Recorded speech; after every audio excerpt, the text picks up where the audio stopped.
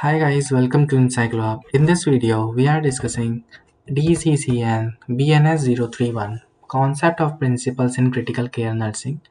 In this video, we are discussing the question 1, question 2 and many more questions that you can hear. So in this paper, there are total 8 questions. For your information, we have solved all these papers of these courses. So if you are looking for these answers, contact us today so that we will provide all the answers on your WhatsApp. And if you are looking for the handwritten assignments, so we will write your assignments and send your address so that you can submit your assignments at your regional center.